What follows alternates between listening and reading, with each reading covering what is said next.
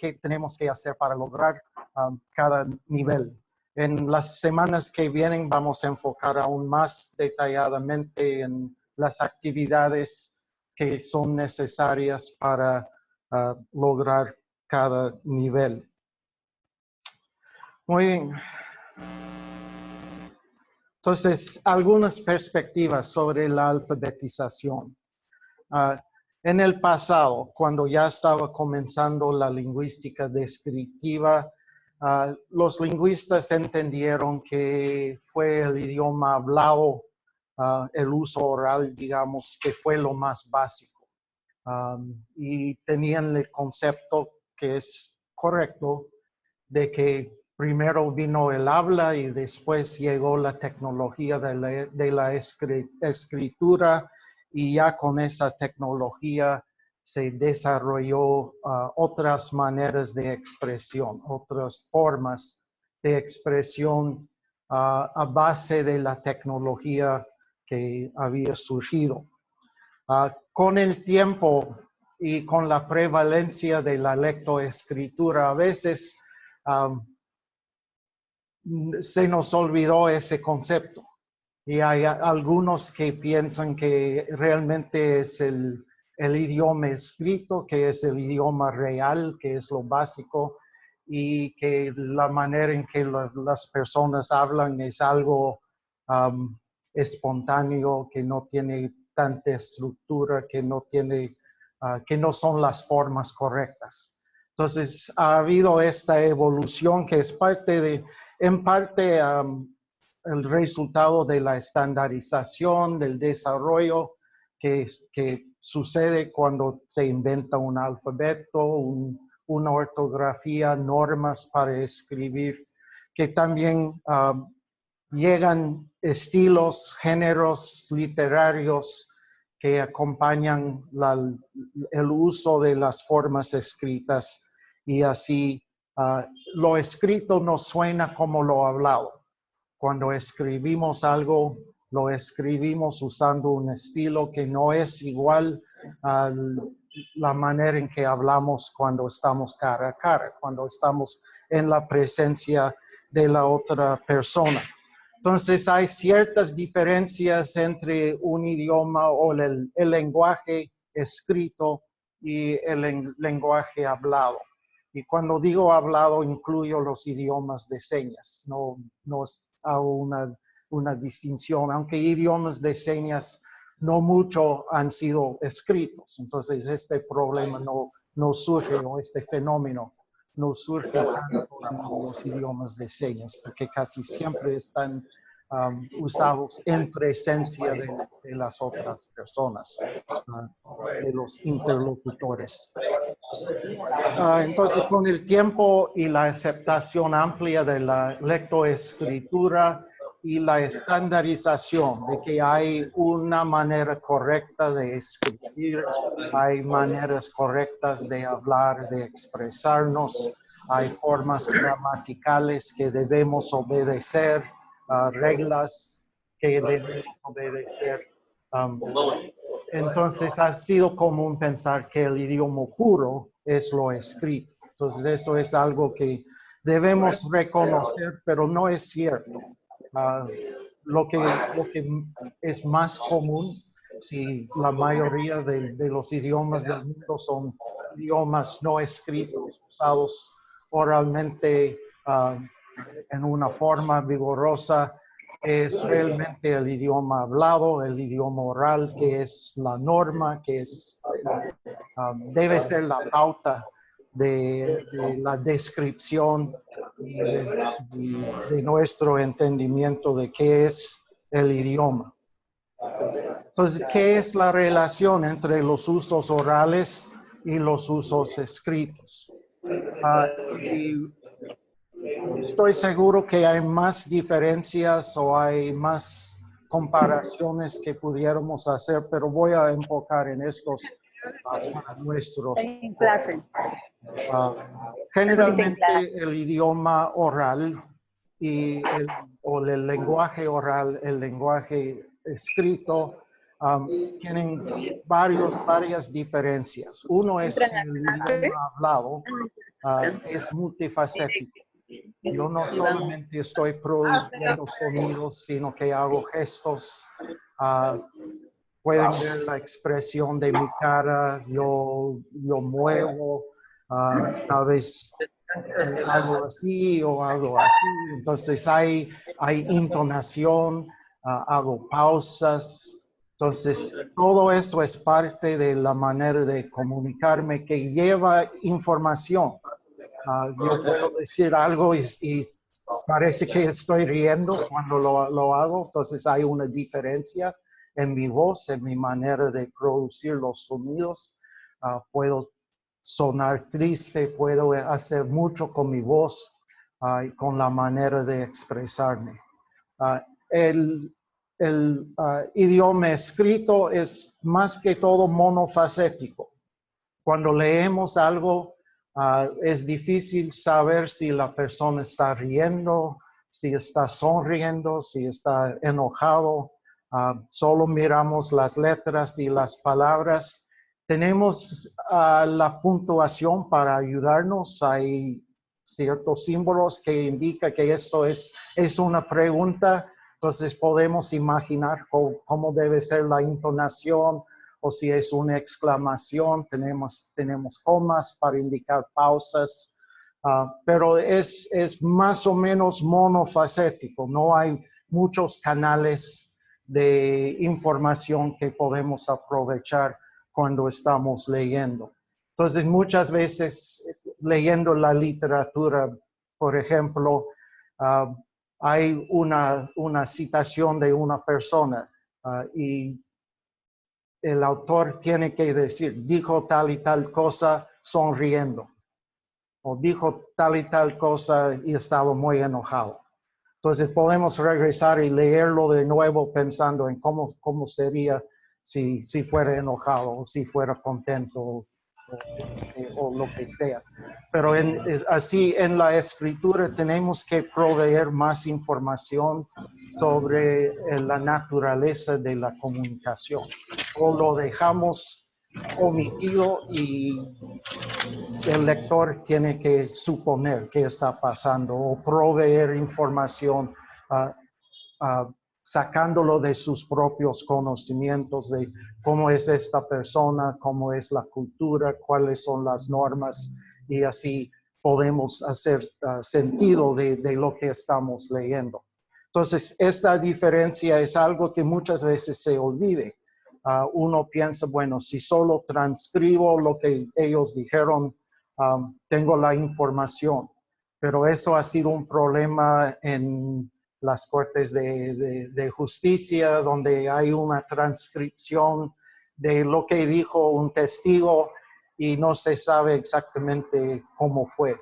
Hay un campo de la lingüística que se llama la lingüística forénsica, donde hay expertos que lean estas transcripciones y los analicen y dicen, bueno, él dijo sí, pero tal vez realmente no estaba de acuerdo. Porque muchas veces cuando estamos escuchando a otra persona, digamos, sí, así. Pero eso solo quiere decir, te oigo, te escucho. No necesariamente quiere decir, estoy de acuerdo. Entonces, muchas veces eso se usa para la defensa de una persona que lo están acusando de ser co-conspirador con alguien en algún crimen y realmente no era, pero por la transcripción no se sabe bien exactamente qué fue pasando. Entonces, eso es una diferencia entre lo oral y lo escrito. Otra diferencia es que el oral es transitorio. Si no estamos grabando esta plática, se desaparecería para siempre. Ustedes están tomando sus apuntes para recordarlo, para grabarlo, pero lo hablado desaparece y no queda. Solo queda en nuestra memoria y a veces en la memoria lo cambiamos, no lo recordamos bien. Entonces es transitorio. Lo que decimos oralmente Si no lo memorizamos o si no lo grabamos en alguna forma visual o de audio, no se queda. Entonces, eso es una diferencia en que generalmente el uso escrito es más o menos permanente o persistente. Que tenemos el papel, tenemos el libro, tenemos documentación de lo que se dijo. Otra diferencia es que el lenguaje oral es dinámico. En este momento yo estoy formulando las oraciones. No tengo un guión, tengo mis notas, pero más o menos todo que sale de mi boca es algo que estoy pensando en este momento. Y si miro que uno de ustedes parece confuso, entonces regreso a decirlo otra vez o lo expreso de otra manera o me doy cuenta de no estoy usando el español bien.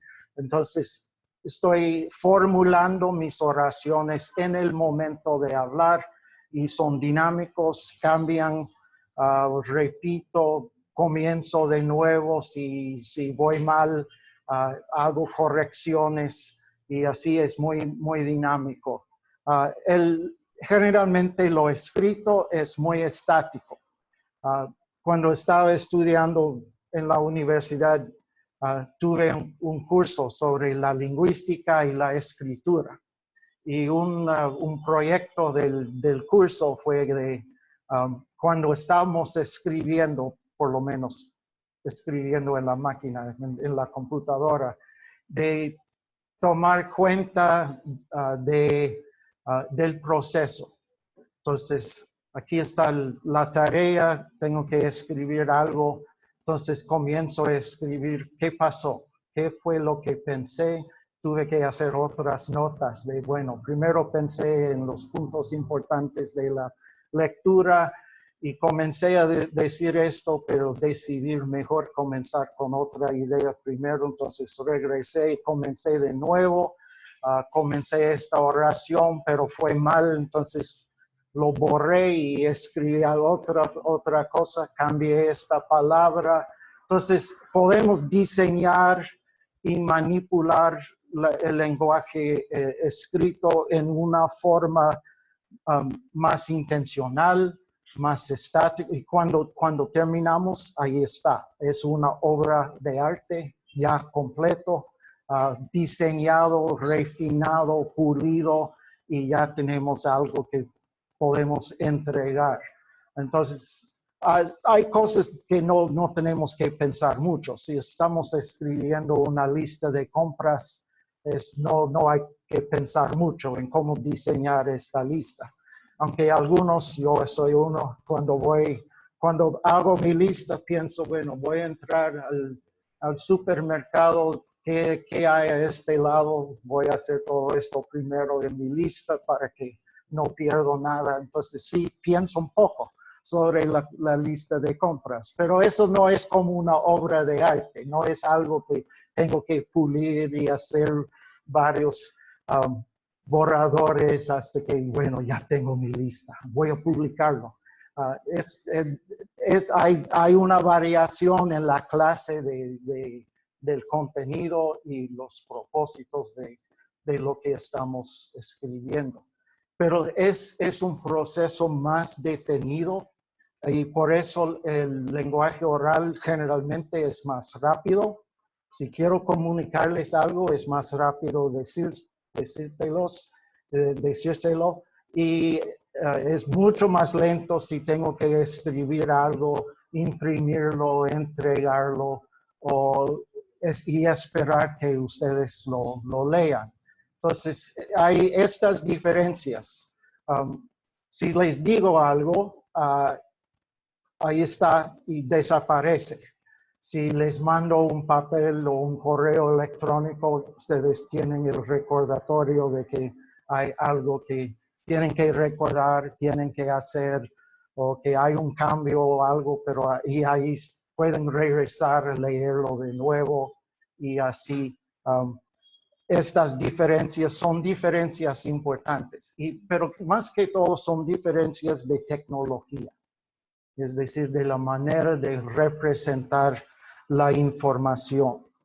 Entonces, estas diferencias debemos tenerlos en cuenta cuando estamos pensando en la alfabetización, que los símbolos, los alfabetos, las normas del deletreo, sí son, generalmente es eso que enfocamos cuando estamos pensando en alfabetizar, que tenemos que enseñar los símbolos, la relación entre los sonidos y los símbolos, cómo descifrar, cómo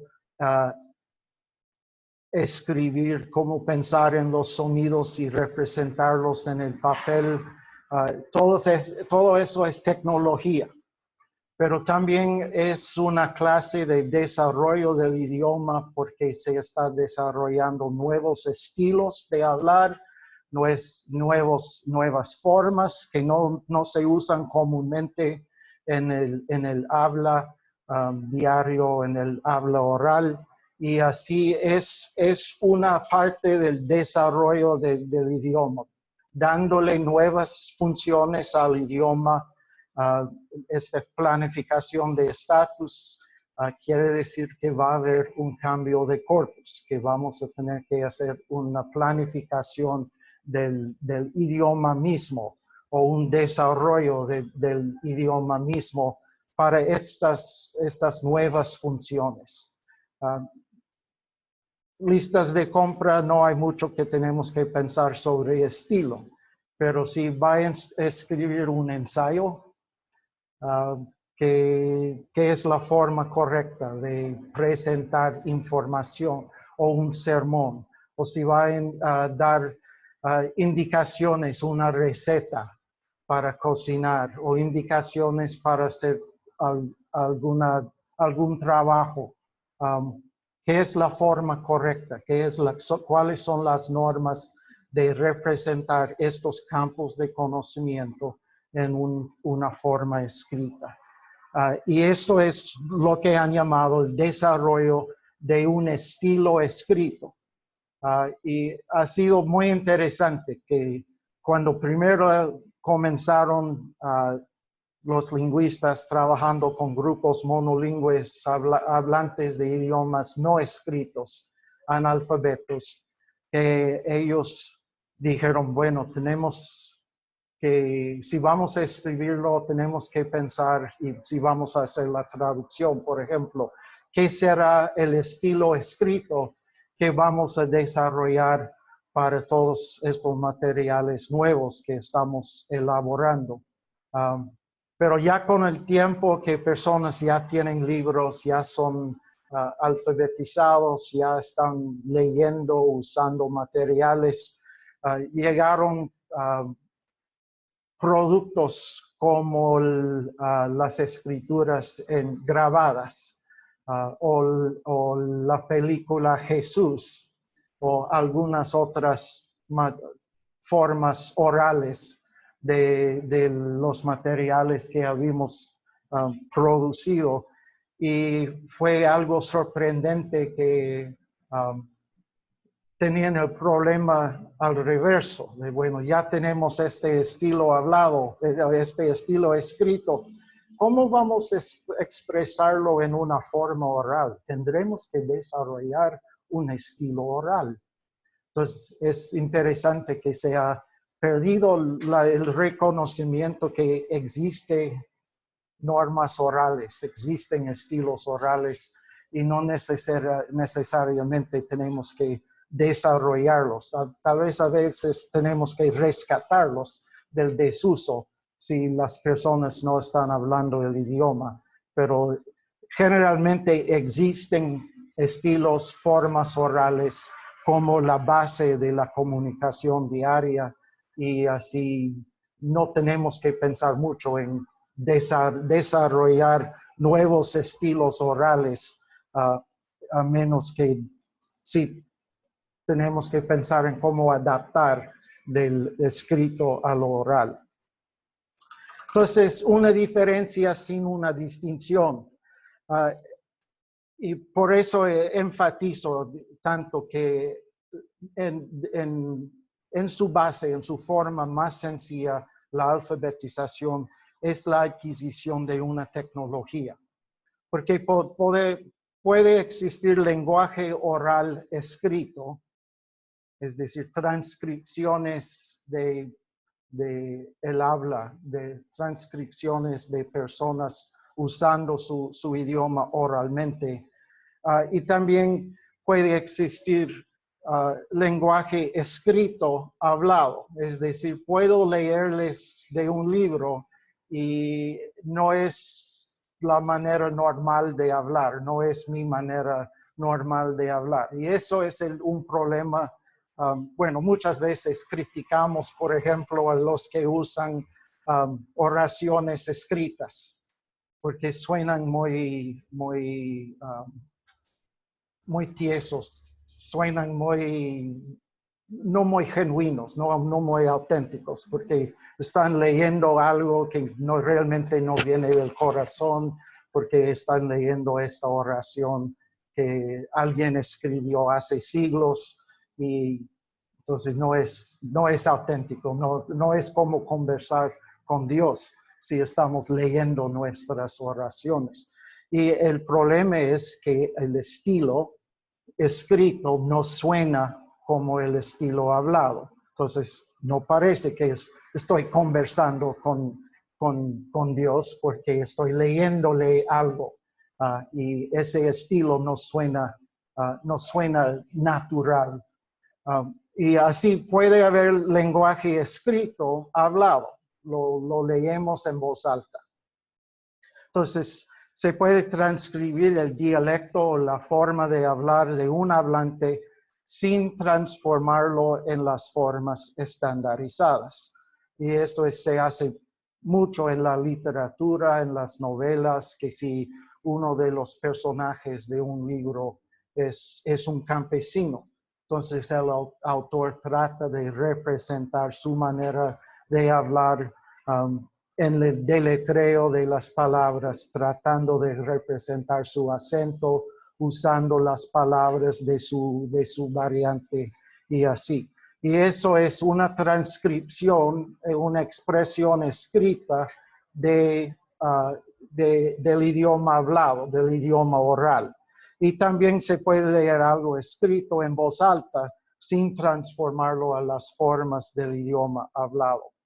Yo asisto a una iglesia litúrgica, una iglesia que usamos el libro de oración. Entonces, cada semana leemos las mismas oraciones, es muy formal. Y yo he notado que aún así, usando el libro para guiar la adoración, que hay veces que el pastor cambia una palabra, hace algo para hacerlo un poco más informal, un poco más como si realmente está diciéndolo y no solo leyéndolo.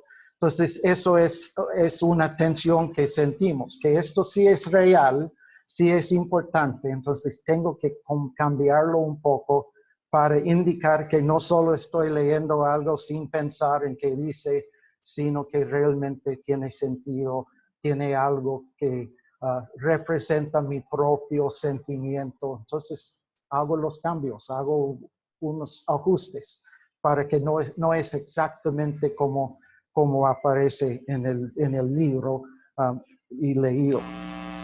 Entonces, esto indica que hay una diferencia entre la modalidad de representación. Son sonidos orales o son letras escritas, entonces, de un idioma y las funciones literarias en una comunidad. Y en este nivel de la alfabetización sostenible, bueno, para comenzar de nuevo, algo que puedo hacer oralmente que no pudiera hacer en forma escrita. En el nivel EGID 5, que es la introducción de la alfabetización, el enfoque está en la tecnología.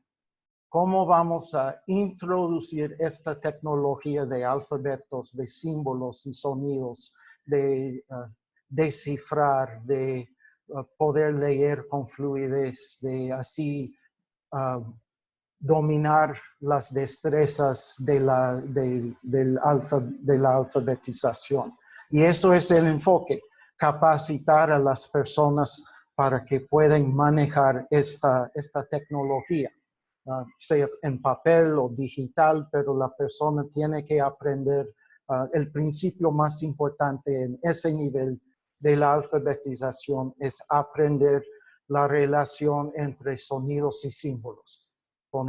Poder conectar el símbolo con un sonido y así mirando las letras puede producir los sonidos mentalmente o en voz alta de que representan los símbolos. Entonces, eso es la tecnología y los estudiantes tienen que aprender y dominar esta destreza, esa capacidad.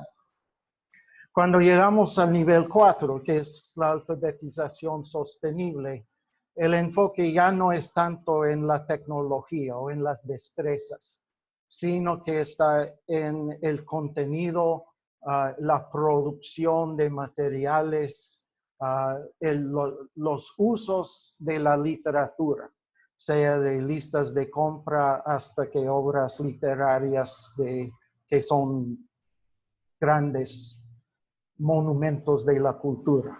Entonces, tenemos todo este rango de géneros, de estilos, de clases, de materiales. En lo más sencillo, una lista de compra. En lo más alto, Don Quijote de la Mancha. Algo así. Una obra literaria que representa un desarrollo no solamente de la tecnología, porque es igual, siempre queda con letras y palabras y descifrar y así, usar estas destrezas, pero es el contenido y es la función de ese contenido dentro de la cultura.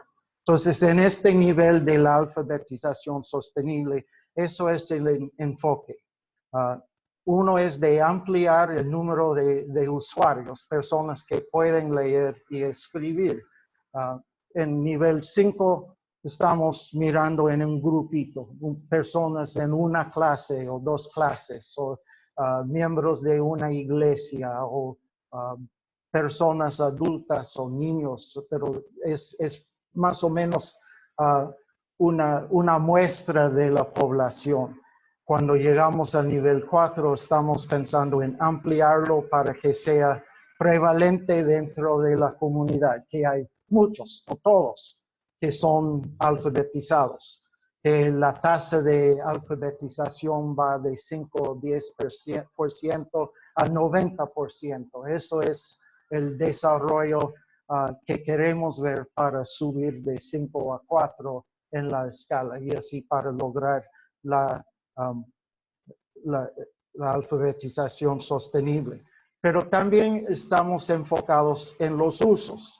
En nivel 5 hay unos libritos, unos folletos, cartillas, cosas así que se usan para enseñar, para dar práctica, oportunidad de practicar sus destrezas a las personas. Cuando llegamos a nivel 4, estamos pensando en qué más vamos a producir o debemos producir para instalar, para reforzar el uso literario del idioma. Entonces ya no son solo folletos pequeños, sino estamos pensando en libros, en novelas, en dramas y en todas las posibilidades para el uso de la literatura. Entonces, esos dos factores que hemos mencionado en la vitalidad de usos y usuarios se aplican aquí también. En nivel 5 son pocos usuarios, pocos usos. En el nivel 4 hay más usuarios y más usos, más funciones para el idioma escrito. Entonces podemos pensar también en términos de la sostenibilidad, de la prevalencia, persistencia y previsibilidad. En este nivel, la alfabetización sostenible, estamos pensando en prevalencia, que hay muchos en la comunidad que son alfabetizados y que usan el alfabetismo en el L1 para varias funciones o campos de conocimiento en la vida diaria. Y así se produce literatura nueva. Entonces, eso es la prevalencia. Eso indica que hay sostenibilidad y que es persistente. El alfabetismo ha sido aceptado por la comunidad como una norma de comportamiento, es un valor social y se mantiene por la amplia percepción de los beneficios que trae. En nivel 5, cuando está introduciéndose la alfabetización, hay algunas personas que miran que eso sí es una ventaja, sí trae beneficios, pero no es un valor amplio, no es un valor de toda la población. Hay algunos que no miran que vale la pena o que no miran que hay ningún beneficio en invertir en estas clases, de tratar de aprender y adoptar esta tecnología en el L1, en el idioma local. Muchas veces vean que sí hay beneficios de leer en el idioma dominante, pero si no miran que hay beneficios en el idioma local, ellos no van a invertir, no van a aceptarlo como un valor. Pero cuando llegamos a este nivel, sí, la mayoría, no todos, pero la mayoría de la población miran que sí es un beneficio de poder tener literatura en nuestro idioma. Y eso es el reto para los alfabetizadores, de este cambio de percepción, este cambio de valores en la comunidad. Muchos sin problema aceptan la idea de que podemos leer y escribir, pero leer y escribir literatura en nuestro propio idioma debe ser más que una novedad, que no sea algo bonito, que estos señores extranjeros hicieron esto. ¿Qué cosa? ¿Qué milagro? Pero eso no es suficiente para que sea sostenible la alfabetización a este nivel. Y debe ser previsible. Por su asociación con las funciones, se sabe cuándo uno puede o debe escribir o encontrar algo escrito sobre ciertos campos de conocimiento. Y aquí otra vez, no estamos promoviendo la idea de una alfabetización monolingüe. No queremos decir que si uno habla un idioma no dominante, que es el único idioma que debe aprender a leer y escribir, sino que hay un sociolingüista que habla de bilingüismo y de biliteracidad. Es decir, que uno es alfabetizado, usa literatura en más que un idioma. Entonces, la representación del idioma es asunto de modalidad, pero también los idiomas, los dominios de uso pueden asociar no solamente con un idioma, sino con una modalidad. ¿En qué idioma y en qué modalidad vamos a transmitir este campo de conocimiento?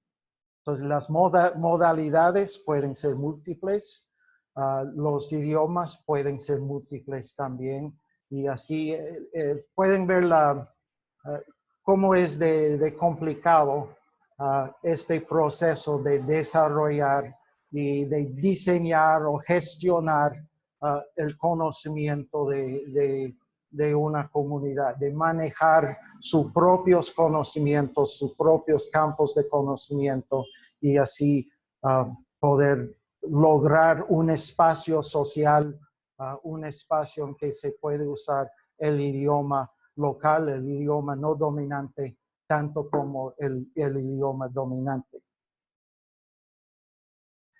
Cuando estamos pensando en la introducción de la alfabetización, podemos indicar varias etapas en, en este proceso de introducir o de comenzar la producción de literatura. Y un autor, yo la conocí hace años, Margarita Wendell. Ella escribió este libro de Bootstrap Literature, auto comienzo de literatura, algo así se traduce. Y ella identificó estas etapas en la producción o la introducción de la alfabetización. Y ella estaba enfocado en IGIDS nivel 5, aunque no existía la IGIDS en aquel entonces. Pero ella elaboró estas 4 etapas de la producción. Y la idea que tenía fue de ayudar a las comunidades en dar pasos pequeños adelante en la adquisición y el uso de la alfabetización de la literatura y así poder crecer en su capacidad, aumentar sus habilidades. Entonces, etapa 1 es contenido conocido bien por el autor y los lectores. Y estos serían estos folletos, libros pequeños para los que están comenzando en la lectoescritura. El propósito es no solamente proveer literatura para los lectores, pero también dar práctica a los autores nacientes que están entrando en el proceso de producir literatura. Entonces, ella indicó que sería más útil comenzar con contenido que el autor conoce bien. Entonces, un autor en una comunidad podría escribir algo corto, sencillo, sobre la historia de mi pueblo. Que mi pueblo se llama tal y tal y que vivimos aquí, hemos estado aquí por siglos.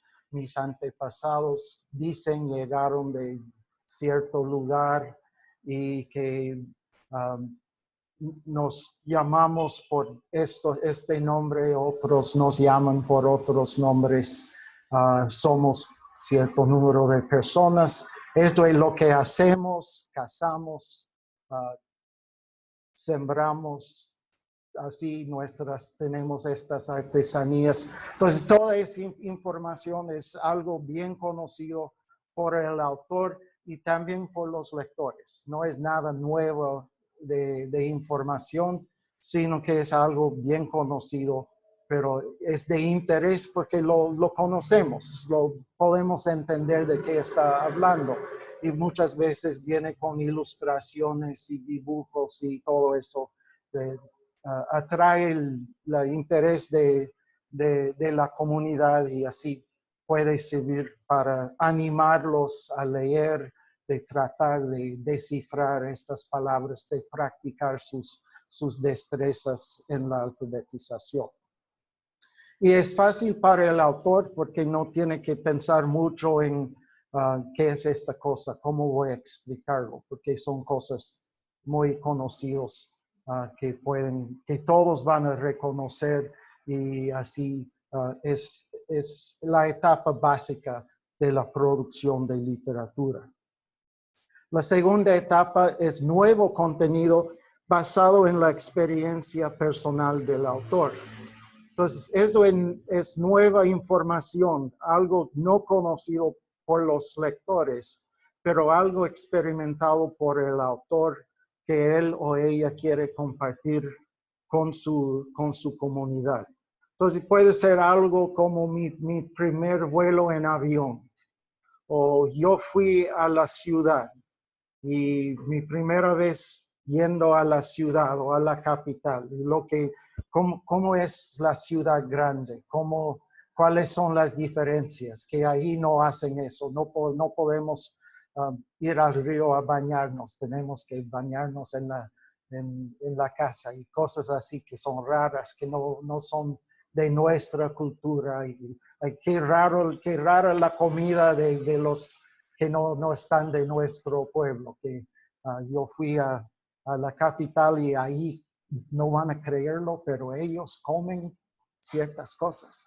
Entonces, eso es nueva información, es conocido por el autor, es una experiencia nueva para el autor que él o ella quiere compartir con los que no han podido salir o que no han tenido estas experiencias. Y es muy interesante para los lectores porque es algo nuevo, es información nueva y ellos pueden aprender algo, es interesante, pueden reírse, pueden sentir asombrados por lo que experimentó el autor. Y así es un segundo nivel de información que se puede poner en forma escrita para compartir. Etapa 3 es un poco más distanciado todavía de la comunidad. Es nuevo contenido experimentado vicariamente por el autor. Es decir, que el autor no lo ha experimentado él mismo, sino que alguien le contó.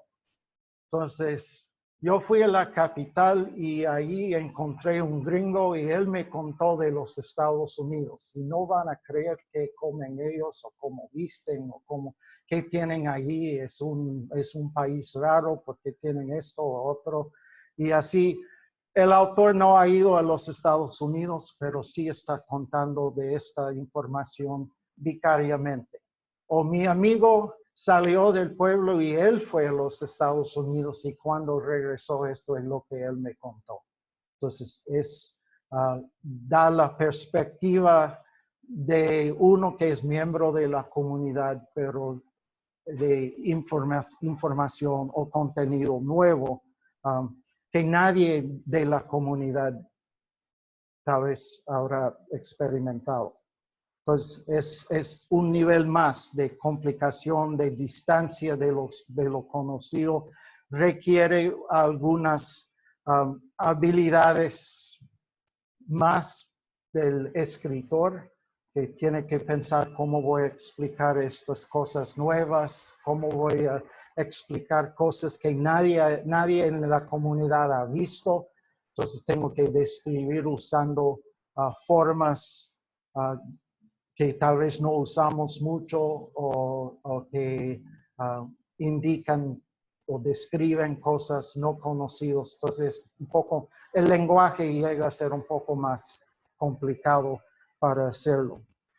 Como si yo quería describirle cuando yo fui raptado por un extraterrestrial.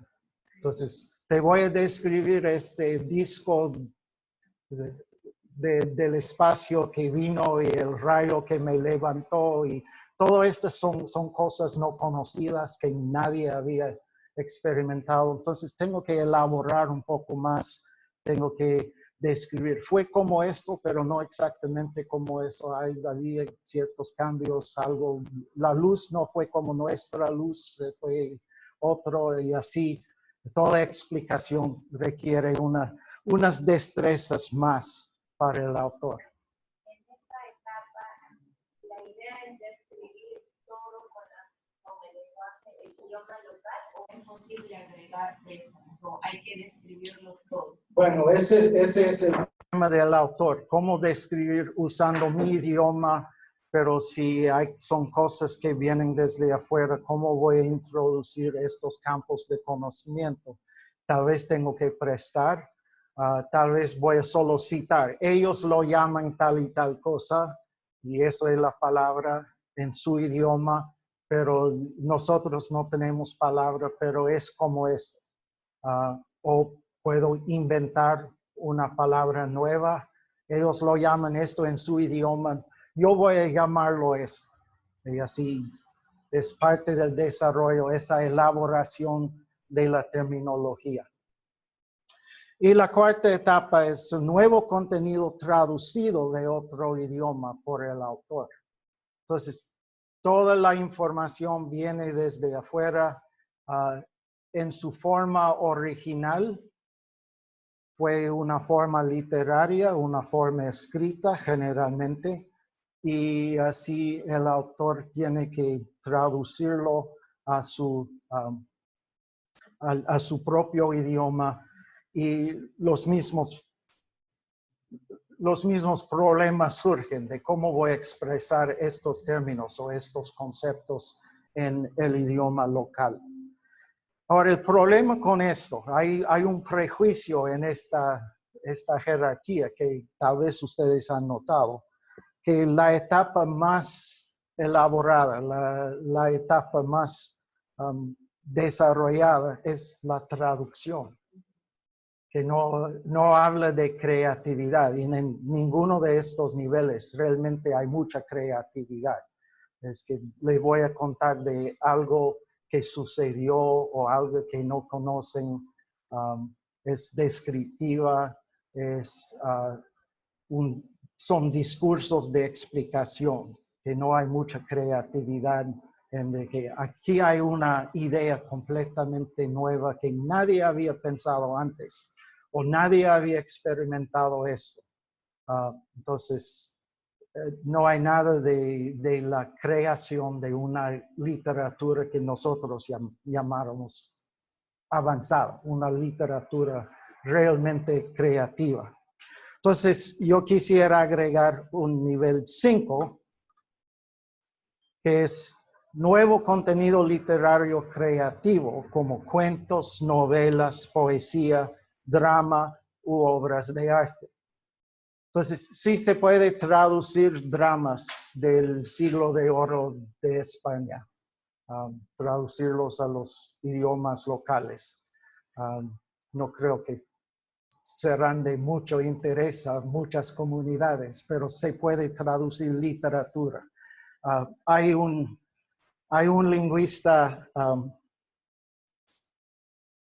creo que es irlandés, y él ha puesto como el proyecto de su vida de traducir eso de Alicia en la Tierra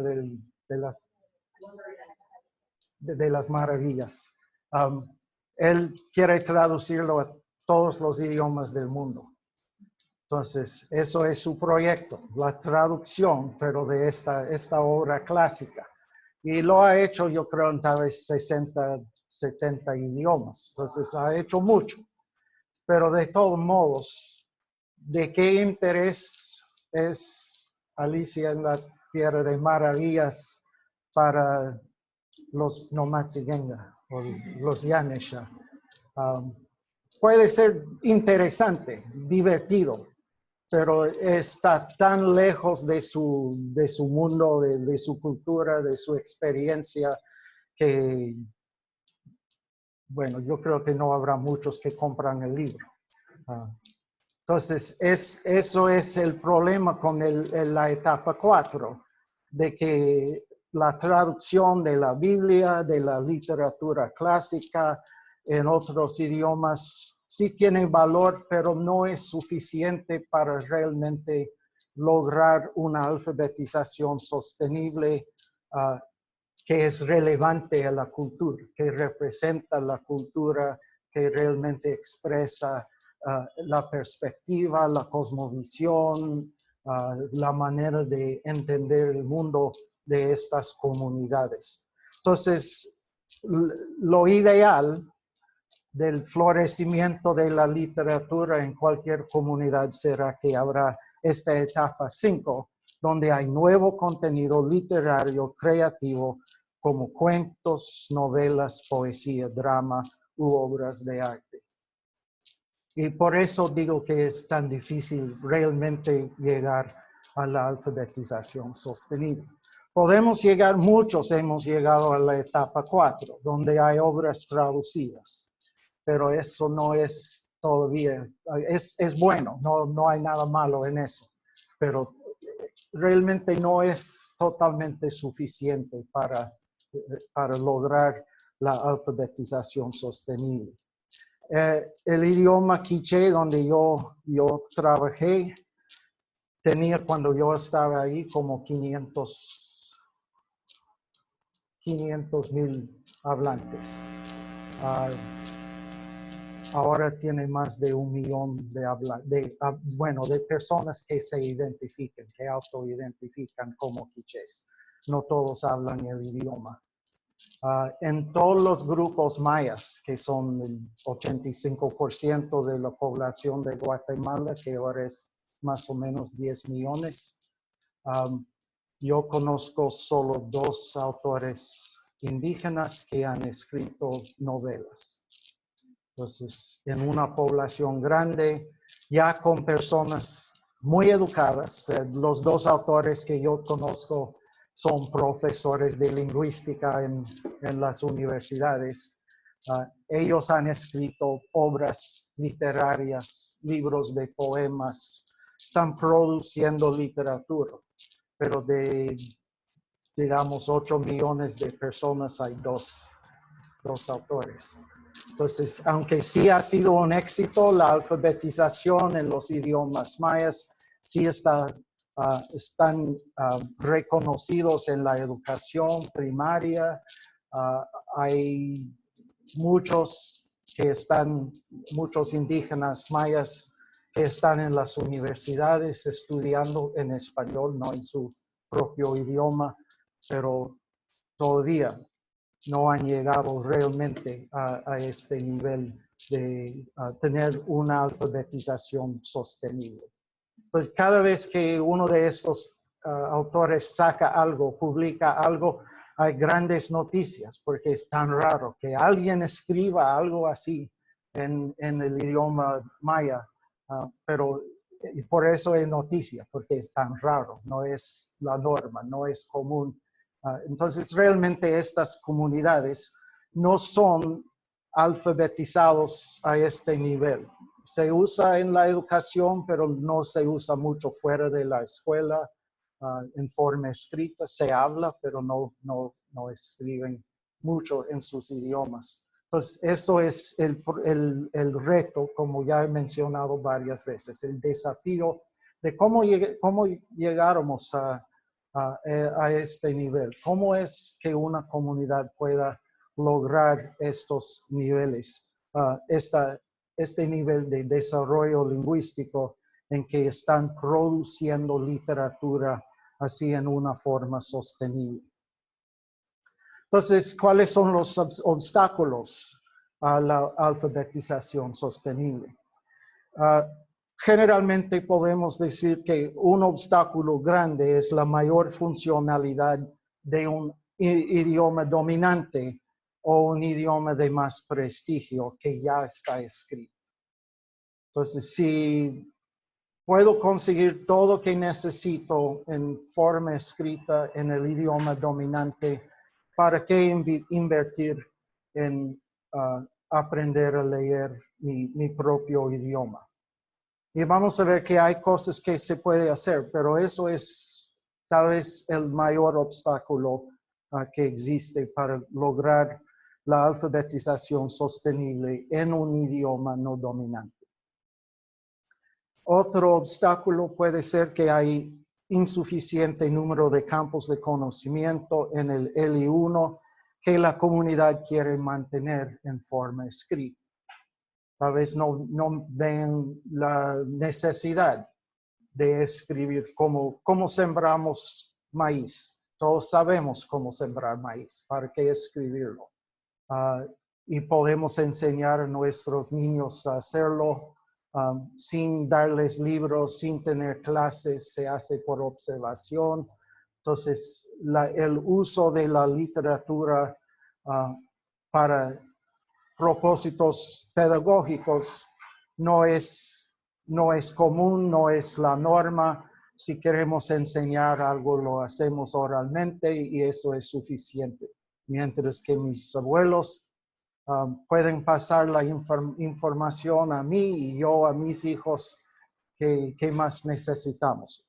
Entonces, si no hay percepción, si no pueden ver que hay necesidad de escribir algo, ¿para qué hacerlo? ¿Para qué invertir tanto en desarrollar la tecnología, enseñar a los miembros de la comunidad de leer y escribir y de producir todos los materiales para estos campos? Entonces, si podemos hacerlo oralmente, ¿para qué hacerlo en forma escrita? Muchas veces, como mencioné, hay insuficiente número de escritores o lectores para sostener actividades literarias. En estos dos casos en Guatemala, los señores han publicado sus libros, pero yo no sé cuántos lectores tienen. Son grandes noticias cuando salen, pero no sé si hay venta.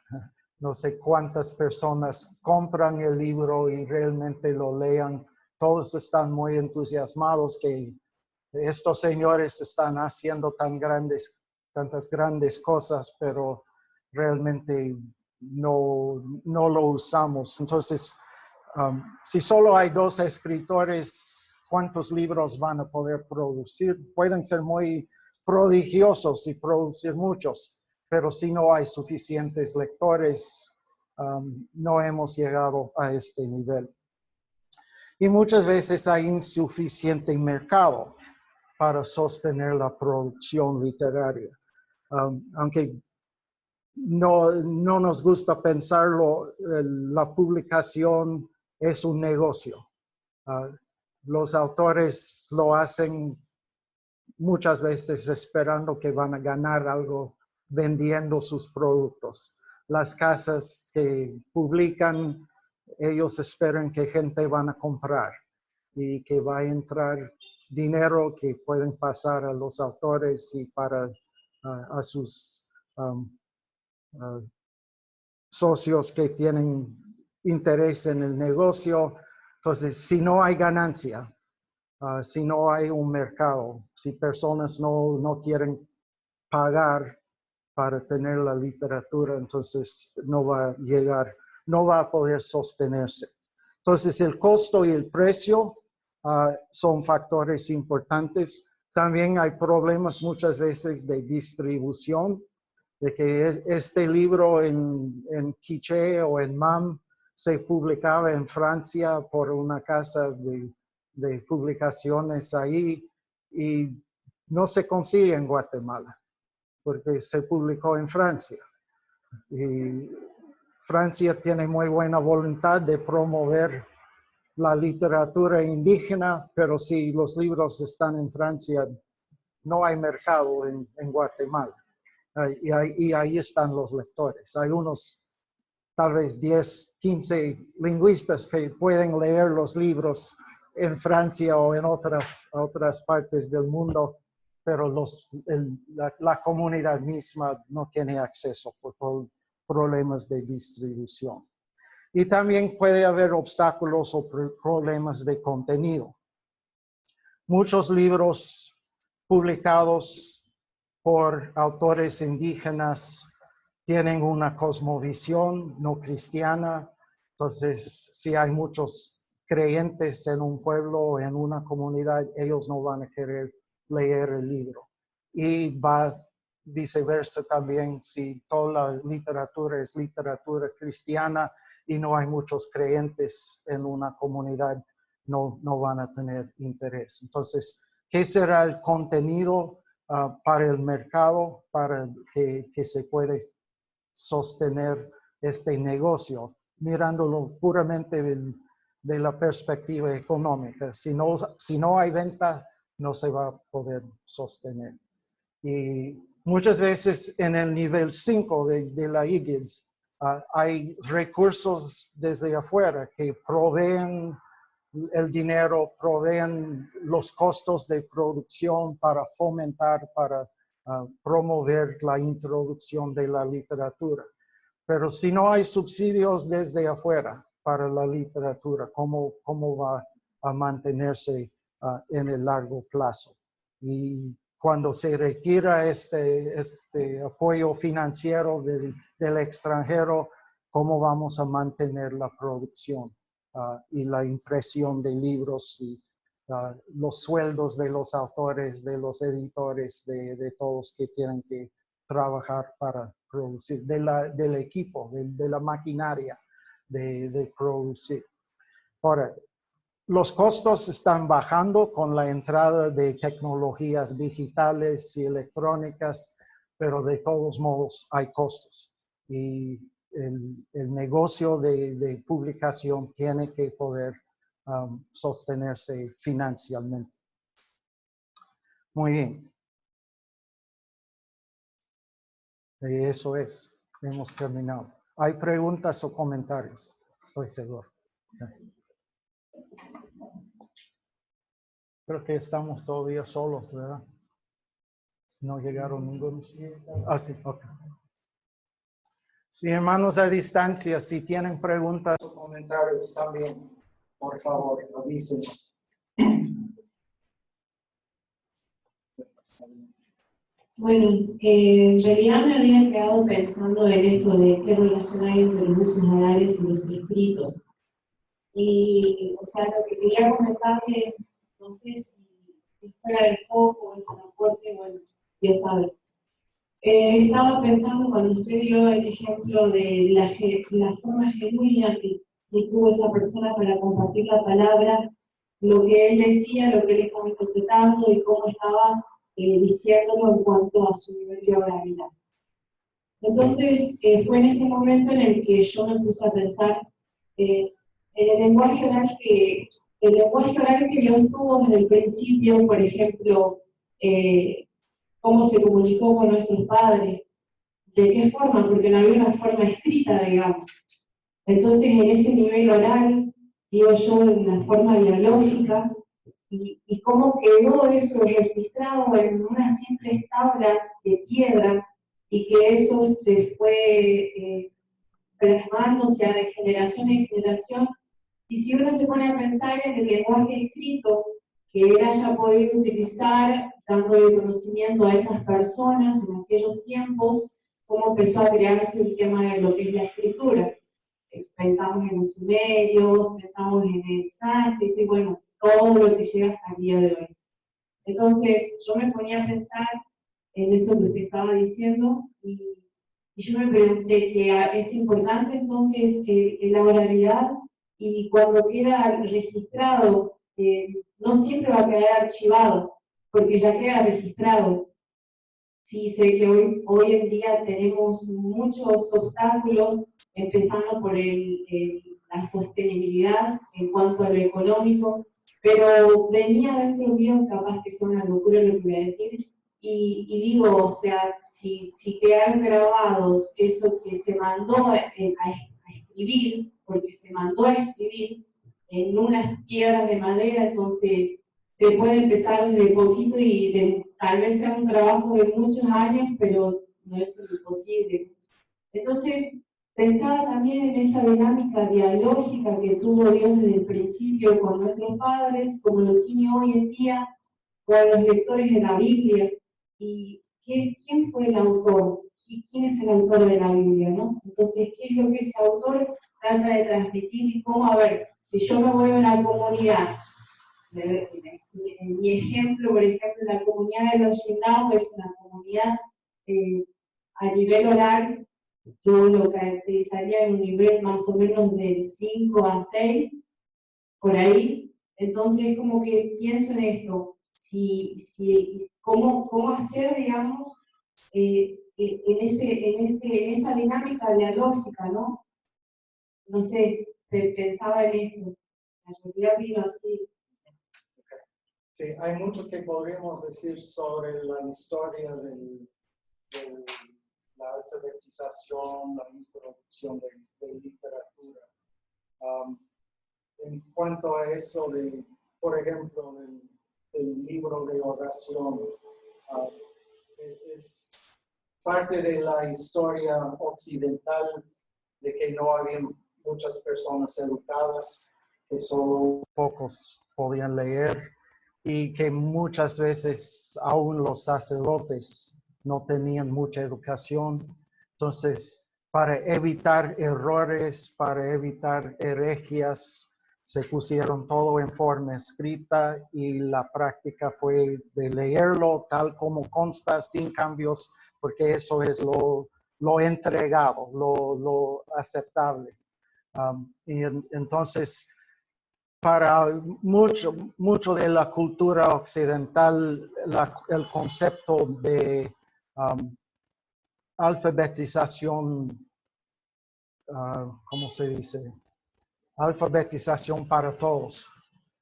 Es más o menos nuevo, tiene tal vez 2 siglos nada más de que eso llega a ser un concepto de que todos deben leer, porque había un temor de que educar a las personas puede ser peligroso, que una persona con poca educación puede hacer daño a las enseñanzas, a lo conocido. Entonces hay que proteger lo sagrado, proteger lo conocido.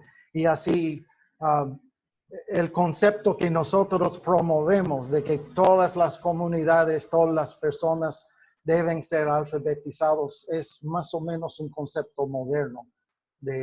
No es malo, pero debemos reconocer que hemos salido de un trasfondo de que la manera de preservar la veracidad, preservar los conocimientos sin cambios, sin esa espontaneidad de la oralidad, es preservarlo así y que solo unos pocos sean mayordomos de esos conocimientos. Sí, y es algo tan lindo porque yo estando así, tenía la idea cuando les enseñaba a ellos a leer en su dialecto, en la Biblia, o por ahí les copiaba en el pizarrón, mi afán era que ellos aprendieran a escribir, pero yo aquí me acabo de dar cuenta que ellos no necesitaban porque sabían, digamos. Entonces, ahora es como que pienso en esto y digo, pucha, el diálogo de Dios es oral. Entonces, está bien, está plasmado en el libro de vida porque está escrito. Entonces, como que pensaba en esto y dije, bueno, ya está. Sí. Vamos a escuchar de Huancayo. Creo que tiene comentario.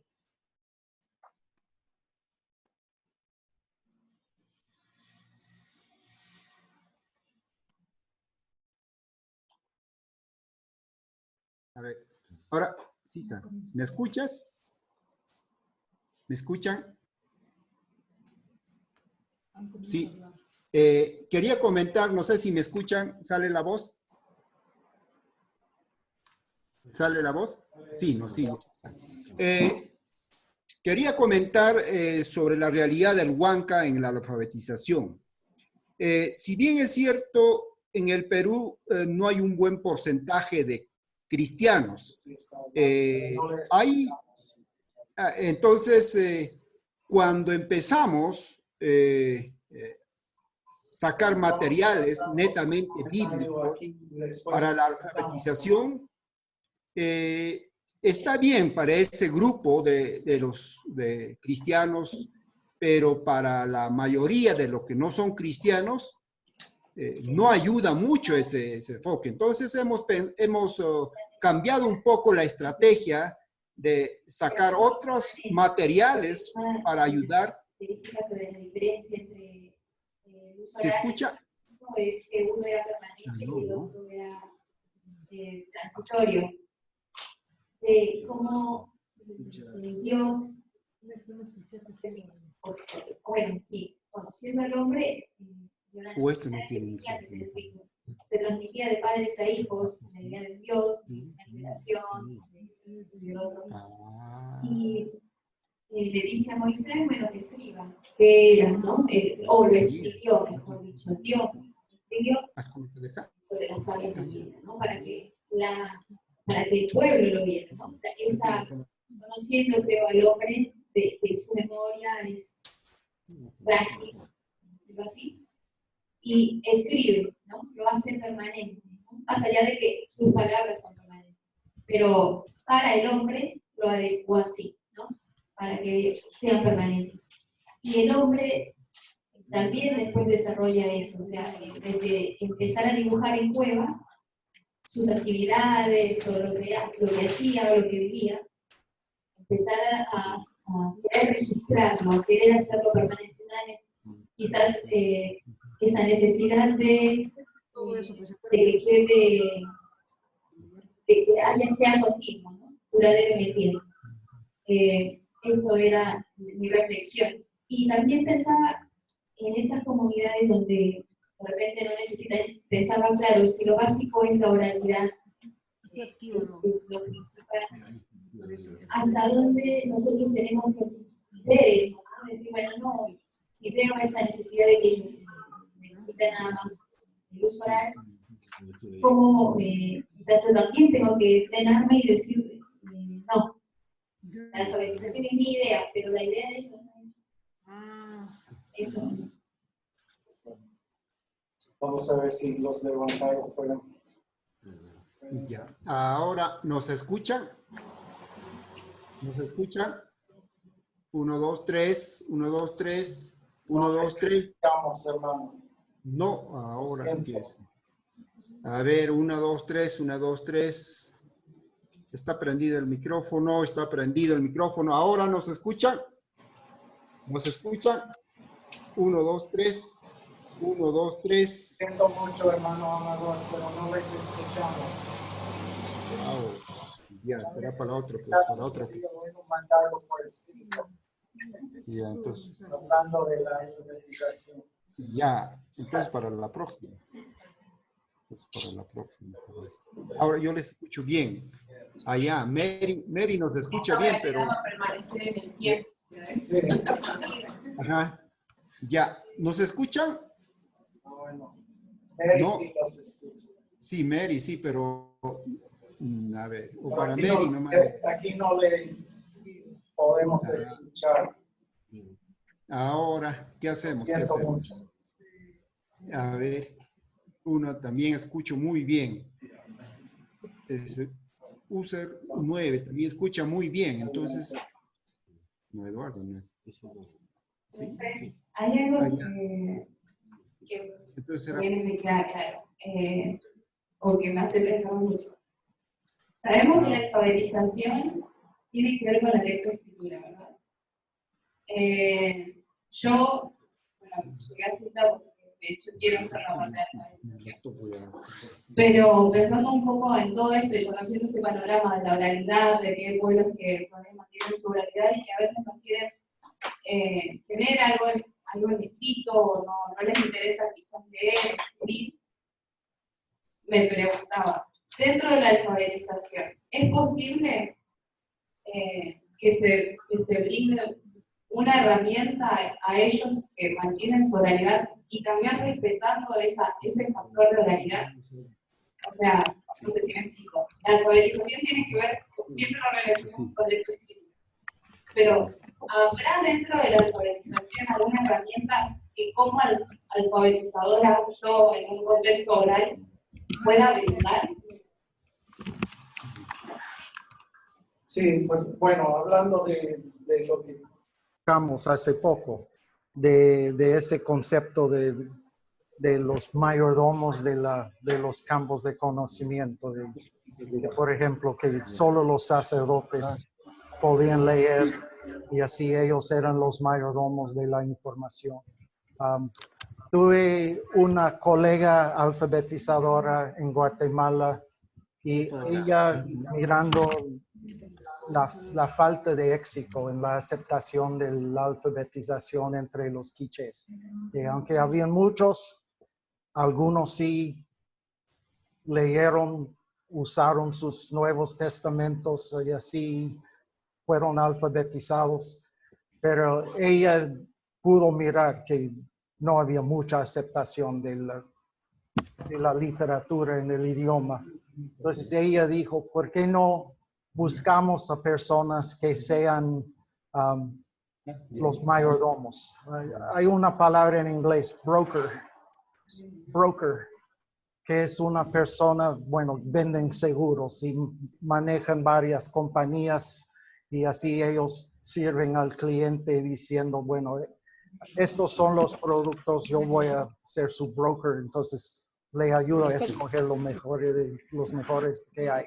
Entonces ella dijo, debemos tener estas personas que son los compartidores de información, que ellos sí aprenden a leer, ellos leen la Biblia y ellos sean los que entregan el contenido a la muchedumbre.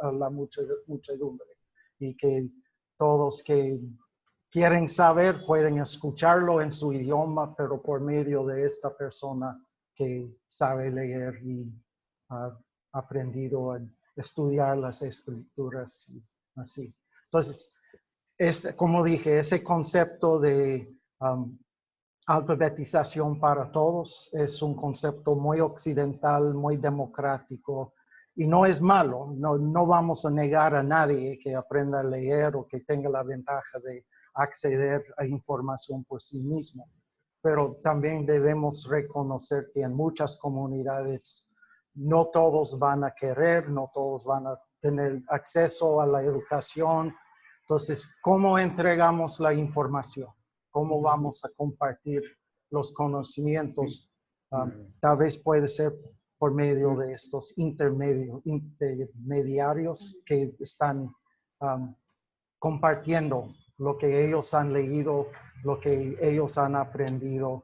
Y pueden ver en la Biblia, en la historia del Antiguo Testamento, de la responsabilidad de los escribanos, de los sacerdotes, de ser mayordomos fieles del mensaje, que no sean personas que cambian el mensaje, pero que sean mayordomos fieles. Entonces eso es una posibilidad, que en una comunidad ellos identifican personas que serán los impartidores de información, contenido bíblico, contenido de salud o contenido de cualquier de los campos de conocimiento.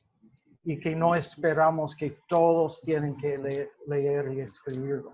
Entonces siempre hay un lugar para la alfabetización, pero no necesariamente tiene que ser la alfabetización democrática, digamos, de que todos lo están usando, pero que reconocemos los patrones de comunicación de la comunidad y usamos los canales que ya existen para compartir información.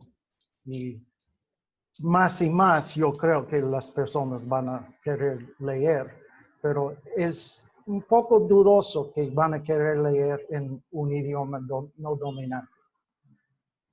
Entonces, eso es el reto, es el desafío. ¿Cómo comunicamos los campos de conocimiento? ¿En qué modalidad?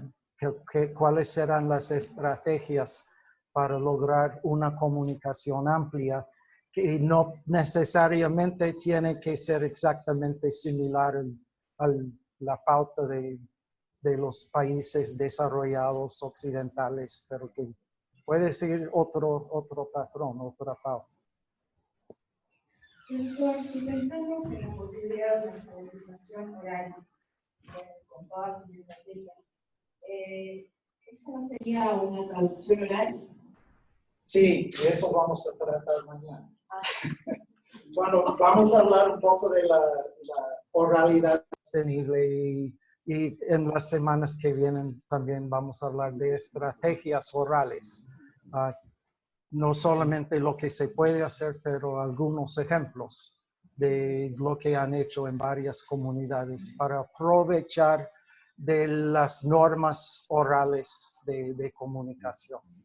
Y no necesariamente quiere decir que no habrá nada de alfabetización, pero es un reconocimiento que la norma de la comunidad es comunicar oralmente. Y como vamos a ver mañana, hay ciertas ventajas en mantener la oralidad, que no solamente es una modalidad, es decir, una manera de representar el idioma, pero comunidades que son completamente orales tienen ciertas características cognitivas además de solo lo comunicativo. Entonces, eso hay que pensar. Personas que son completamente orales tienen memorias increíbles. Ellos pueden memorizar trozos grandes de poesía, de historias. Y nosotros que dependemos del papel apenas podemos recordar lo que alguien dijo hace 5 minutos. Entonces, es un cambio cognitivo que debemos reconocer. Me hizo acordar a una niña allí que se llama Angelina, que yo había hecho que ella sea mi maestra para enseñarme el dialecto de ellos. Y cuando ella me traducía los textos, habían pasado ya 3, 4 meses, y en un momento dado ella me empezó a recitar todos los versos que habíamos visto desde el primer día que llegó, o sea, que yo llegué y ella llegó, se los sabía todos. Sí, entonces eso algo que no debemos descontar, que bueno, vamos a ayudar a esta comunidad a salir de la oralidad a la alfabetización. Hay consecuencias, hay pérdidas con esa transición. Entonces, eso también la comunidad tiene que reconocer y tomar en cuenta cuando estamos tomando decisiones sobre el futuro de su idioma. Y por eso decimos que no solo es el campo de conocimiento, no solamente es el idioma, sino también la modalidad, en qué forma vamos a transmitir esta información. Y hay destrezas orales que se pueden perder si nos lanzamos a la alfabetización o a solo usar formas escritas o de depender demasiado en las formas escritas. Y vamos a hablar un poco más sobre eso mañana. Dice, Ya con todo esto, bueno, primero un comentario de confesar que mi visión que la alfabetización era reduccionista, y ahora sí está ya calificado y ampliado, y qué bueno, y que también está dentro de y por otro lado, me estaba yo preguntando cómo es que podemos comparar la alfabetización cuando vayamos a coincidir con otros agentes que no tienen este visor tecnológico y que no tienen esta misma o este mismo caminar. Entonces estaba yo pensando que a lo mejor sería de choque, o cómo estaría la comunidad si tienen alguna experiencia al respecto. bueno, no tengo mucha experiencia en eso, pero sí puede ser un choque. Cuando agencias tienen visiones diferentes, 1, 3, 4, puede ser muy difícil. 5. Colaboren, muchas veces Estamos hablando. Alguien gacho. Hay que negar que ellos entran o que ellos trabajan. Entonces, 2, 3. lo ideal sería de formar relaciones, tratar de entender qué es la visión y buscar tierra común entre los dos. Por lo menos nosotros todos tenemos que hay desarrollo. Debemos ayudar. No creo. Y está, no sabes Estar, y así poco a poco va a compartir. 1, 2. Y por ahí sí escucha, dice. Pero No siempre a un acuerdo, pero por lo menos a una tolerancia. escuchando 1, 2, saber, pero no acabo, pero como Al otro hacer lo que puede.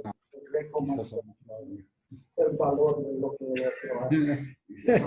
Esta perspectiva muchas veces surgen conflictos cuando vamos a los fundadores, a los que tienen dinero, que quieren hacer algo para el desarrollo y no tienen esa manera de pensar sobre los resultados y no sobre los productos.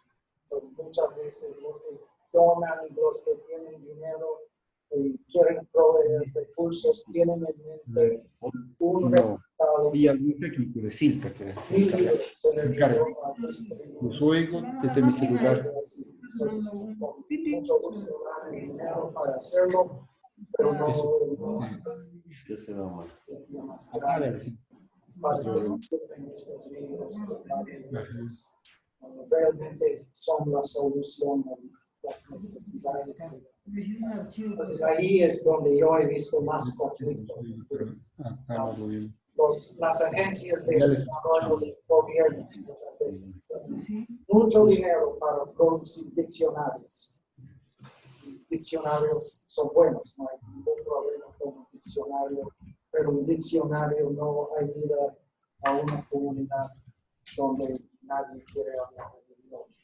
Entonces, puede ser una pequeña parte de una estrategia, pero no es la solución. Entonces, quieren dar mucho dinero, empleen a muchas personas, hay trabajo, todos están muy entusiasmados y producen el diccionario y ya estuvo. Sí. Hay resultados prácticos dentro de la comunidad. Eso ha sido algo que para mí en mi vida profesional siempre he estado un poco en conflicto con los que proveen fondos, porque siempre quiero ampliar su visión, quiero que ellos vean un poco más, a verlo desde una perspectiva más alta, más amplia.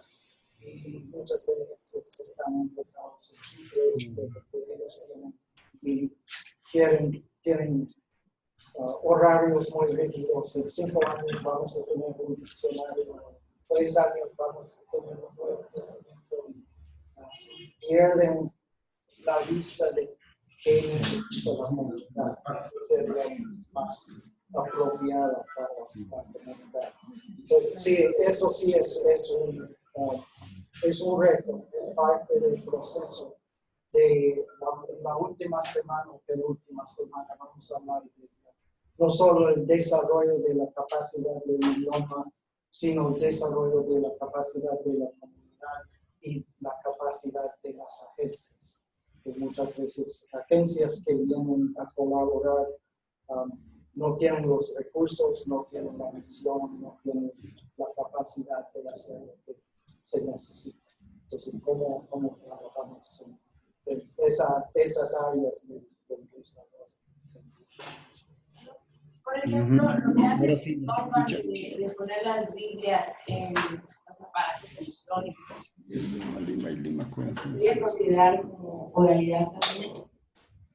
Bueno, si están en los teléfonos en una forma estandarizada, sería alfabetización, que uno tiene que saber leer.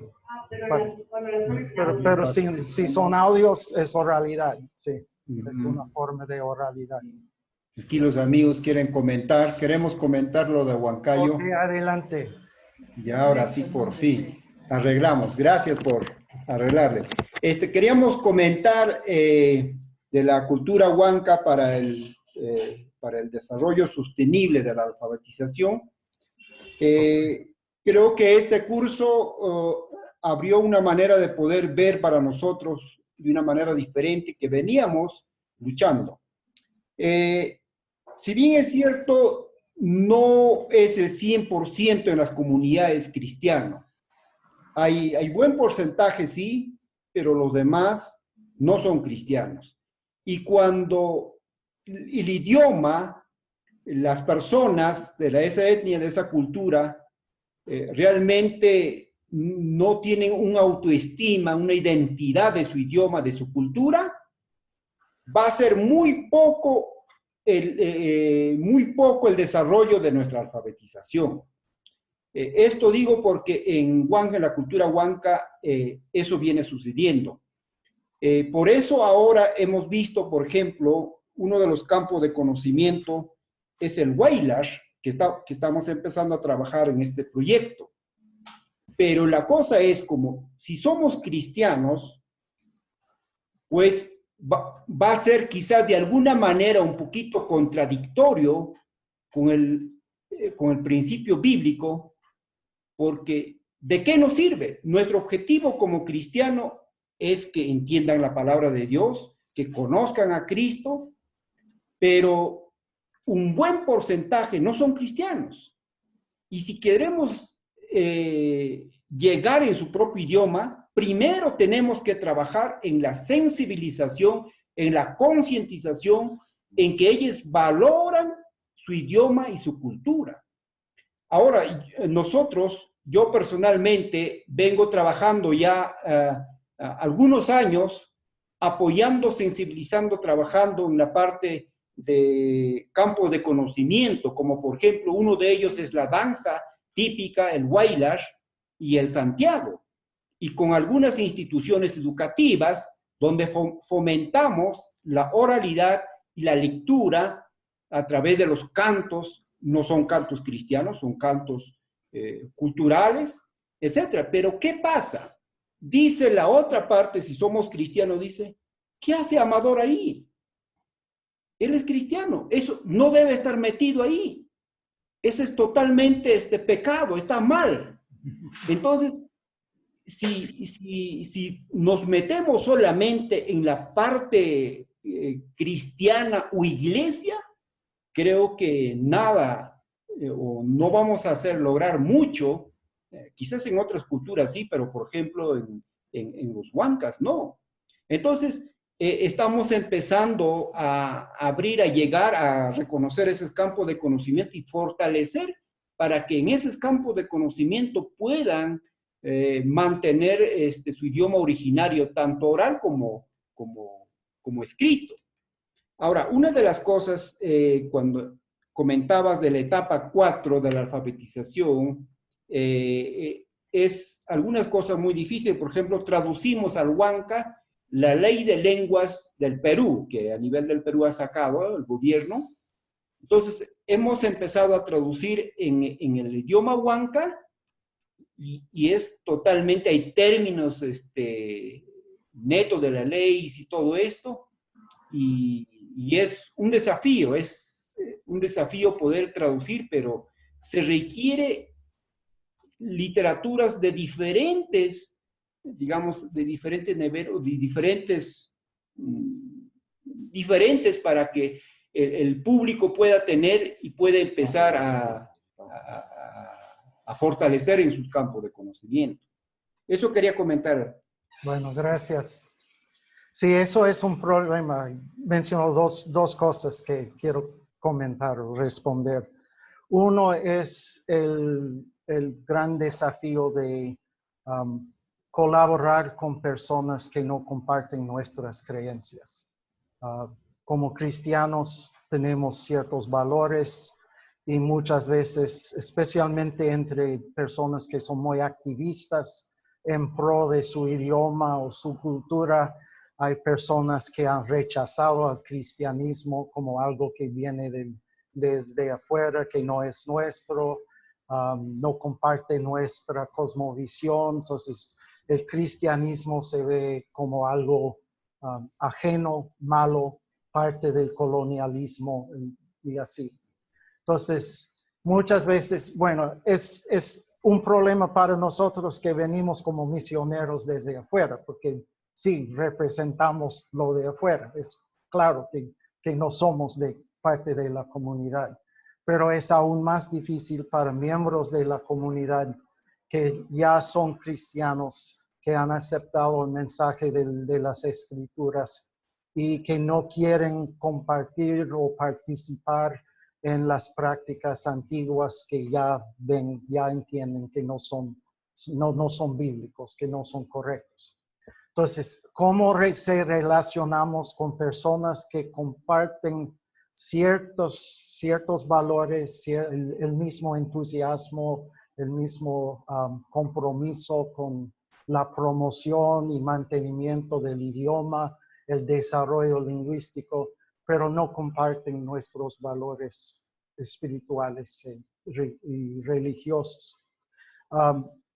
Es más o menos la misma respuesta que di a Vicente, de que hay que buscar la tierra común. Nosotros los dos queremos mejorar la situación del pueblo, queremos mejorar la situación de la comunidad. Podemos dejar a un lado nuestras diferencias y colaborar, compartir nuestros recursos, hacer todo lo posible en cuanto al idioma Y en cuanto a las metas, si podemos unirlos por lo menos para desarrollar usando la guía o otra metodología, por lo menos llegar a una visión compartida de qué nivel de sostenibilidad queremos lograr, entonces podemos comenzar a trabajar todos hacia esa meta.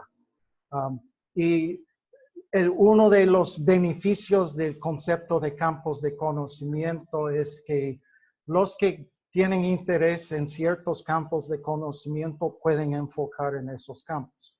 Entonces, si son personas no cristianas que quieren enfocar en la religión tradicional y las costumbres y todo, pueden enfocar en ese campo de conocimiento y desarrollarlo. Si somos cristianos y tenemos interés en asuntos espirituales de la Biblia, estudios bíblicos, conocimientos de lo que dicen las escrituras, podemos enfocar en eso. Tal vez otros van a enfocar en asuntos de salud o higiene o asuntos de agricultura. Entonces, se puede dividir el trabajo, pero si todos por lo menos comparten la visión de queremos llegar a este nivel, entonces hay manera de por lo menos coexistir dentro de la misma comunidad y de no ver al otro como el enemigo o como alguien que debemos dejar a un lado, sino que mostramos, si somos cristianos, mostramos el carácter de Cristo en amar a nuestros enemigos y ayudarlos en lo más que podemos. Entonces, yo sé que es difícil, porque muchas veces ellos no quieren aceptar a nosotros, aunque nosotros sí estamos dispuestos de aceptarlos a ellos. Y el segundo punto que hizo el hermano Amador es esto de traducir leyes y la Constitución y cosas así. Les voy a dar un ejemplo yo no participaba en esto, pero sí pude observarlo. En Guatemala reconocieron a los 4 idiomas más grandes en población en Guatemala como idiomas reconocidos, no exactamente oficiales, pero reconocidos por el gobierno. Y el primer paso en ese reconocimiento fue: vamos a traducir la Constitución de la República a estos 4 idiomas. Entonces formaban comités de hablantes de los idiomas. Más que todo eran universitarios que ya estudiando para sus licenciaturas, ya con educación en la lingüística, para formar estos comités junto con algunos abogados y personas que conocen la ley y todo eso. Comenzaron a traducir la Constitución de Guatemala y encontraron inmediatamente, que dice el país de Guatemala. Los mayas no piensan en Guatemala como un país. Saben que los españoles sí usan eso, pero no es país, no tiene sentido. Y esto de fronteras y todo eso es de fuera, no tienen conceptos de esto. Entonces tenían que hablar de país, de departamento, que es la provincia, de municipalidad, de pueblo, de aldea, de varios términos así legales sobre las unidades de la sociedad. Tenían que hablar de presidente, diputado, gobernador, juez, todos estos conceptos. Entre los quichés solo había un término para juez y eso fue todo. Persona de verdadera palabra, eso es como dicen juez, Castzig. Entonces, ¿cómo traducimos gobernador, alcalde? ¿Cómo vamos a traducir todos estos términos? Todo el proceso de elecciones, de todo que entra en una constitución de derechos y todas cosas así. Entonces, lo que hicieron es elaboraron terminología. Su ideología fue: queremos idiomas puros, no vamos a usar préstamos, entonces vamos a crear términos. Entonces hicieron todo el trabajo, trabajaron un año o más traduciendo, elaborando la terminología. Al fin lo publicaron y nadie lo entendía. Nadie de los hablantes del quiché pudo entender este documento, porque en las primeras 5 palabras habían 2 que nunca habían visto en sus vidas, que nunca habían escuchado. Entonces, todos, ¿qué es eso? ¿Qué es eso? ¿De qué habla? Entonces, hicieron todo este trabajo, pero resultó un documento incomprensible, que no entendía nadie. Entonces, eso es el problema de la elaboración, de la modernización. Y otra vez, es una estrategia que no tiene el resultado o las consecuencias esperadas. Y así hay que pensar bien. Sí, queremos reconocer y dar apoyo a estos idiomas, pero después de toda la inversión de tiempo, de recursos, ¿fue ese producto realmente lo que necesitaban? Sería como publicar la Biblia en griego y hay que tener un comentario explicando todas las palabras para entender qué es la cosa. Entonces, así, muchas veces, como hemos mencionado varias veces, de la planificación lingüística, es la implementación. El intento está bueno, el deseo está bien, pero lo que resulta y la implementación muchas veces no es adecuado a la necesidad. Pregunta. Mamá, cuando me hacía la pregunta en realidad, ¿hasta dónde lo que con la identidad, ¿no? Bloquea la actitud de la cosmovisión? ¿Hasta dónde? El apego a la identidad. ¿Por qué digo esto? Porque, por ejemplo, si yo voy a un lugar y yo deseo alfabetizarlos y mi idea es en su lengua original, porque es la identidad, o pensando yo en la mía, ¿no? Y la comunidad cree que no es necesario. De repente, simplemente se prefiere mantener su lengua materna oralmente. Pero sí me da una cabida para que sea alfabetizado en su segunda lengua, en la lengua dominante. Entonces, yo bloqueada, no, pero la identidad, pero esto, pero el otro, no, porque no debe ser así. ¿Hasta dónde ese apego bloquea mi cosmovisión? Sí, en realidad, como cristiana, bueno, en este sentido es que ellos conozcan la palabra, ¿no? Y lean la palabra. Si no desean hacerlo en su lengua, porque no es efectivo, o porque demoraría más tiempo, o etcétera, considerando los diversos factores. Pero sí necesitan que la palabra, y desea ser alfabetizado, entonces, así sea en la segunda lengua, ¿no? O sea, ¿qué es lo más efectivo? Pienso que quizás es pensar, tomar esto y decir, bueno, entonces empiezo a alfabetizar en esta lengua que él desea ser alfabetizado. Respeto que su oralidad siga manteniendo su lengua materna porque es lo que desea, o porque realmente a la hora de ver, calcular los costos, el tiempo y lo demás, creo que nos damos cuenta y razonamos que es lo más efectivo, por decirlo así. Entonces, era esto, ¿no? Mi reflexión, ¿hasta dónde el apego a la identidad bloquea la actitud de la cosmovisión? Sí, bueno, eso sí siempre es una tensión que tenemos. El deseo que tenemos de que ellos conozcan la palabra, que ellos tengan una relación con Dios. Aquí entra también mi filosofía de que muchas veces enfocamos mucho en el producto y no tanto el proceso. Entonces, si nuestra meta es que tengan un libro o que tengan la Biblia, es un enfoque en el producto. Ahora, no estoy dudando ni negando que la Biblia es la palabra de Dios, pero mi observación ha sido de que la evangelización sucede más por medio de relaciones que por medio de sermones. Yo puedo salir al mercado y predicar al aire libre y todos pasan sin mirarme.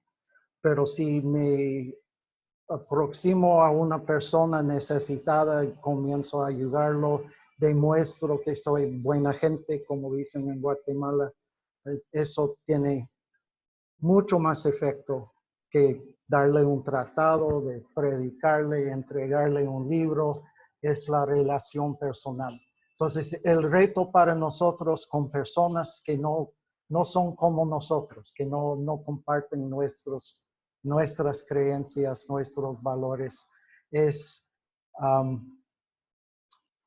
pasar esos obstáculos, cruzar esas fronteras y formar las relaciones a lo más que podemos. Muchas veces ellos huyen de nosotros, no quieren, pero por lo menos siempre que estemos abiertos, inclusivos, listos de aceptarlos como personas.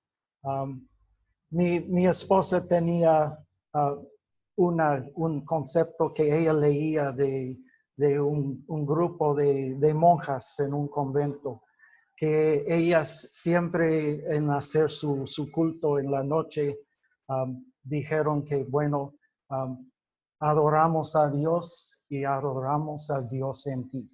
Entonces buscaron el altar para adorar a Dios, pero también reconocieron el Dios en sus compañeros. Y eso es algo sobre la relación, que aún en la persona más mal que encontramos, que hay un poco de Dios, es creación de Dios. Y hay que reconocer y amar a nuestros enemigos, aceptarlos a lo más posible. No es perdonarlos ni desconocer lo que han hecho, pero por lo menos reconocer que me cuesta yo amarle, pero Dios sí le ama. Y eso es el reto. Otro aspecto es el aspecto misiológico de cómo hacemos entrar a la cultura un campo de conocimiento que viene del extranjero.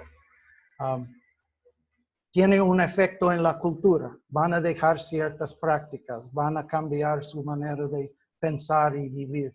Pero también el evangelio no tiene una cultura fija que lleva. Entonces uno no tiene que poner una corbata para ser cristiano, no tiene que comer pan para ser un cristiano.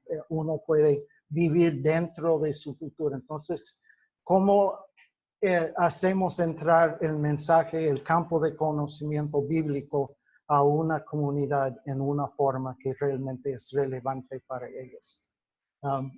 Vamos muy fuera del tiempo, pero otra observación personal. Mi papá, cuando se convirtió, había vivido en un contexto donde todos iban a los bares, todos bailaban, fueron al cine. Entonces, cuando él aceptó al Señor, fue la norma de la cultura cristiana que uno no bailaba, uno no tomaba, uno no iba al cine. Entonces, para él, ser cristiano, el significado fue que ya no bebo, ya no tomo, ya no bailo, ya no voy al cine.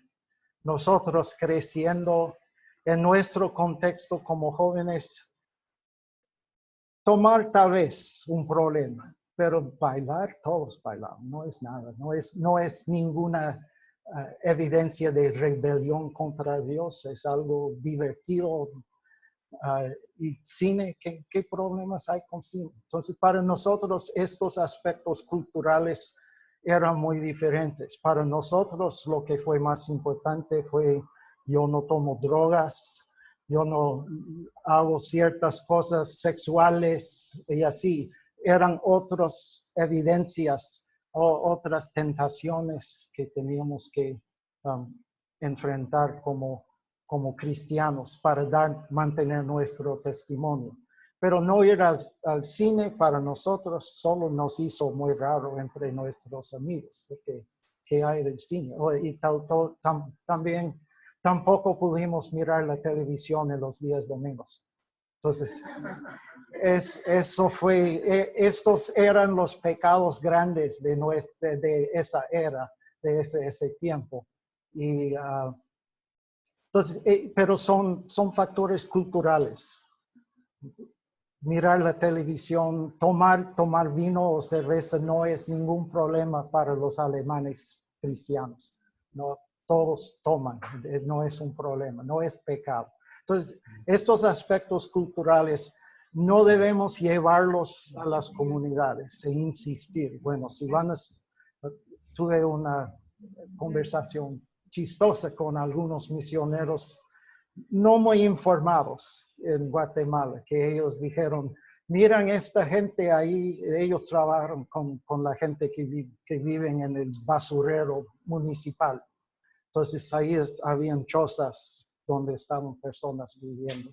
Y ellos dijeron, bueno, ellos antes no conocían a Cristo, ahora sí han aceptado a Cristo y ahora se sientan en una mesa cuando comen. Entonces, eso fue la evidencia para ellos de que se habían convertido. Fue evidencia de su conversión. Y es algo netamente cultural, no tiene ningún sentido bíblico. Entonces, eso es el problema, que siempre llevamos nuestra cultura y tratamos y pensamos eso es terrible si hacen esto o no hacen el otro. Y en realidad, estas comunidades han existido por siglos. Han sobrevivido haciendo cosas de su propia manera. Entonces, ¿cuáles son los pecados culturales, las faltas culturales que el Evangelio va a confrontar en esta cultura?